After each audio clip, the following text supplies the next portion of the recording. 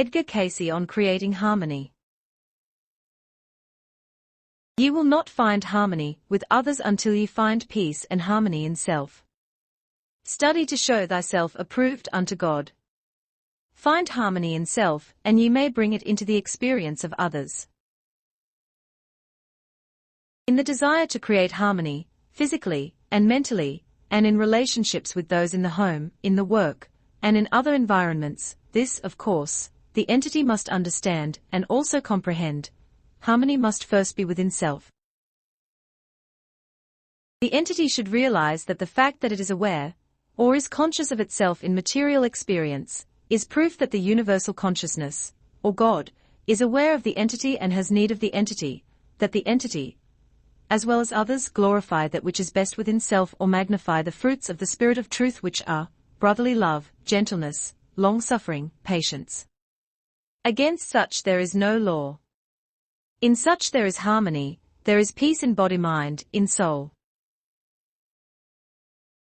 If the entity first finds self and its ideal spiritually, then mentally, the result, the manifestations of the daily life, will be more harmonious, and there is then the ability within the entity for making, depicting, drawing, visualizing, writing that in regard to the living experience of individuals, of places, of conditions, in such measures and manners as to not only be instructive, but creative reading for others. In this, then, the entity should apply itself. Begin with short stories, yes, even with magazines that are little heard of and are at times, or to most, only local. How could I bring about a more harmonious unity in my home in regard to my father and his wife, or would it be best at this time for me to leave their home? There must be first the quiet, or harmony in one's own self if one would find harmony with the association with others.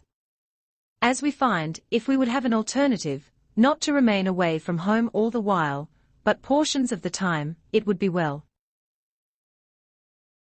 The mind and the body and the soul must coordinate as one, for harmony. These necessitate, then, that ideals be attained or set, and that there be the attempt to attain such ideals, not that these will ever be reached, but an ideal must be set towards which it is able to keep working, or to answer whatever questionable experiences may arise in the experience of the entity.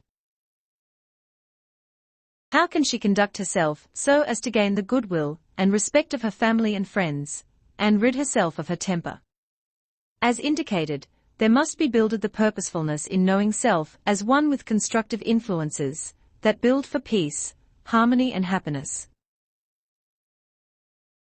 The entity is one to beware of in anger, one that often too easily holds malice, one that holds grudges easily. Yet these very influences spiritualized may make for soul development, even though it passes through hardships, that will bring peace, happiness, joy, harmony. Are not these the opposite of hate, malice and contention? Some individuals like to have their own way, irrespective of what anyone thinks. So does the mind if you train the body-mind to accept or reject certain conditions in your experience. These will never accept other suggestions unless the mental self is changed. Thus it became necessary that God in His goodness give an ensample, a pattern, by which man might conduct his life, his ideals, his hopes, his fears, all of his idiosyncrasies, a pattern laid out for man. Those who accept same may live in peace and harmony with themselves and with others. Those who reject same continue to find discordant notes between their own associates, and with every activity of life there is continued to be trouble.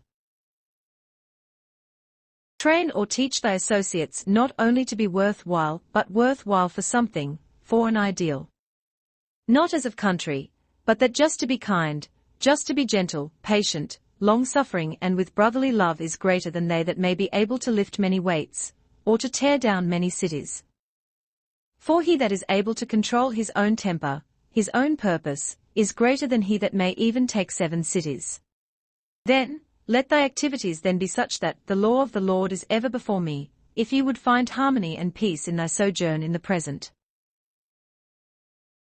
To be sure, all power is of a first cause, but that light which was the light of the world from the beginning is crystallized in the entity known as Jesus of Nazareth, who passeth by today for thee, and unless ye take hold upon him, ye must falter.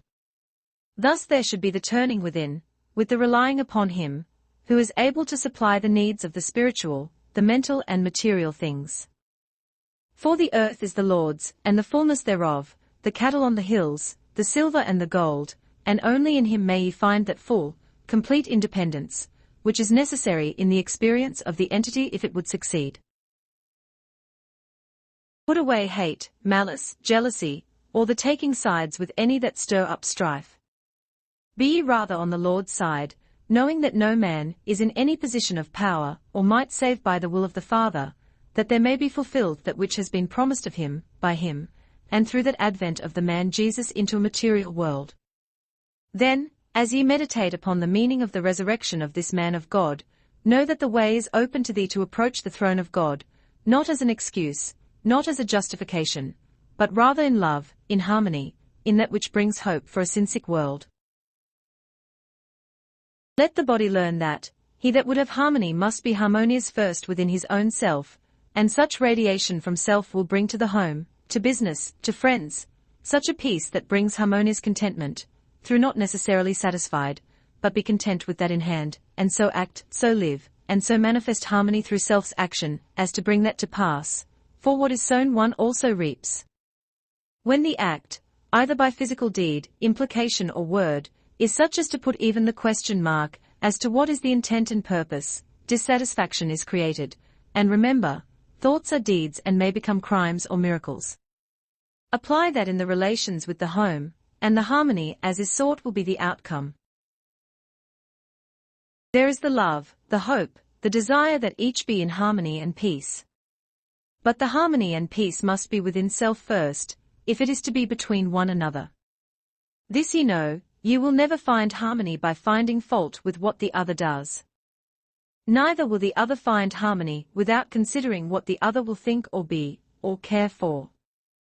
Know ye this, each of you, the law of the Lord is perfect, ye cannot get around it. Ye may for the moment submerge it, but thy conscience will smite thee. Try it. For a period of 6 months, never leave the home, either of you, without offering a prayer together, thy will, O God, be done in me this day. This is not sissy, this is not weak, this is strong. For God hath a purpose with thee, else ye would not be conscious of thyself, as being a living human being this day.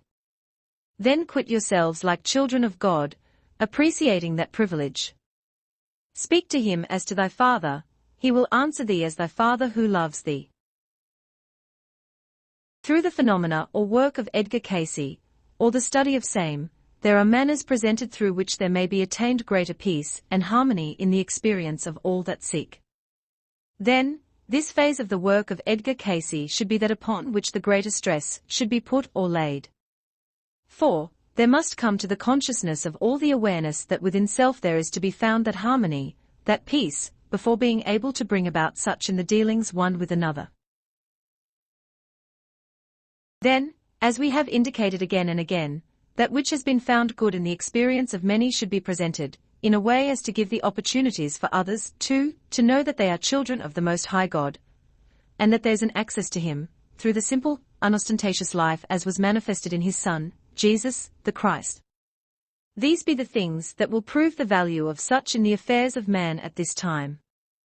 Not a new doctrine, not even a new thought, but rather showing that there is something that each individual can do about the fact that Jesus the Christ is the way. Wherever the individual is, or no matter in what position in life he may be. In these directions, as we find, there should be the stress laid at this time. For, as has been oft given, there has been a standard, a measuring stick whereunto any soul may measure itself as he has given.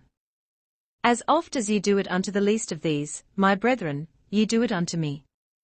And many shall come in that day saying, In thy name we cast out demons, healed the sick, and yet I will say I never knew you. For those that have applied even those in the light of self's own interest have their reward already. They that have ministered that the God force, the soul that is the image of the Maker might be glorified have done so unto the Lord.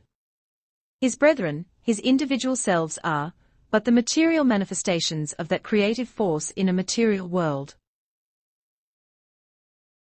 Then, in making the application of self in those fields of activity that have been pointed out, whether in the home, in the street, in the marketplace, or in associations with the individuals in their various walks of life, these are but the channels, or the places, or the experiences, or the opportunities whereunto there may be the application of that which has been given as the whole law and the prophets. Ye shall love the Lord thy God with all thine heart, thine soul, thine body, and thy neighbor as thyself.